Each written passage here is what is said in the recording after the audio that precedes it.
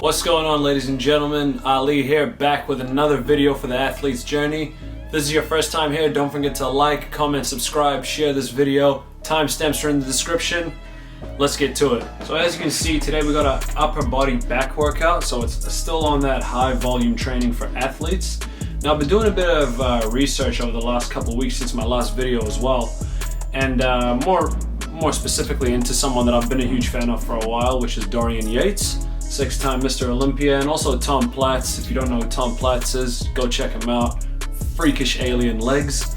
But anyways, what I've found is they've been doing something for years called high intensity training, HIIT training, which basically all you got to do is stay in the gym for about 30 to 40 minutes, but those 30 to 40 minutes, instead of the 1.5 hours, 2 hours, are very intense. Your muscle that you are working during that time will be absolutely fried by the end of it because you've maximized it till complete failure. So that's what I was doing, right? So what I did is I started off with good old-fashioned deadlifts. Deadlifts is actually probably my strongest lift of the compound movements. And I had 2 warm-up sets at the start. You could see it's really just to get the connection going. Also shake off a few of the cobwebs. This was filmed quite early in the morning, so I was a bit rusty. And I had 3 working sets after my warm-up sets. The warm-up sets, I just had about 10 to 12 reps on them, followed by intense sets, which is much heavier weight, pretty much double the weight of the warm-up set, but 20 reps, right? So it was actually 5 sets in total. You don't really count the warm-up ones, but they were still something, right? Because you still got to get that connection going. Now, one thing I will say, this isn't going to be like a deadlift tutorial video. I could talk all day about that. It's quite extensive, but the one thing I will continue to reiterate throughout my videos is suck your stomach in, protect that lower back. But if you can get this right, deadlifts are one of the best ways to make gains, to become stronger, and overall become a better athlete, because it really targets everything. Every single part of your body is pretty much working to rip that thing out the ground. So as you can see, I really had to finish off with a slab. If you know what a slab is, it's the red plates, the 25 kilo ones. And I got 20 reps on it. And by the end of the deadlift, I was already pretty cooked. My forearms, as you saw then, were absolutely fried. My grip was really suffering throughout the rest of the workout.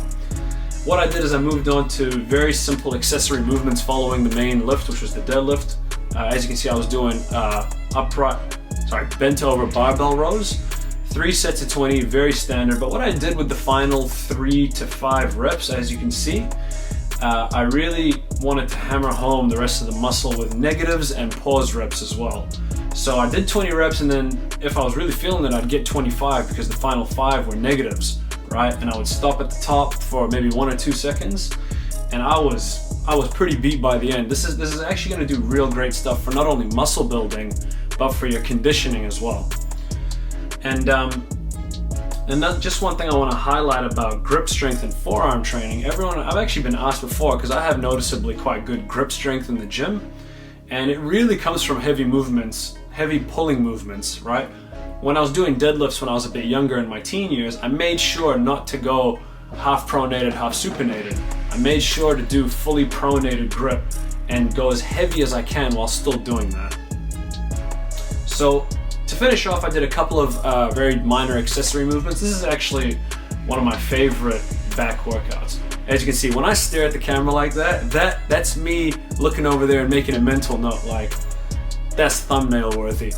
So very basic, 3 sets, 20 reps, hold for a couple of pause reps, and then also hit some negatives at the end to fry that muscle. My back was absolutely cooked by the end of this. I finished off with some just your very standard lat pull-downs. Once again, 3 sets, 20.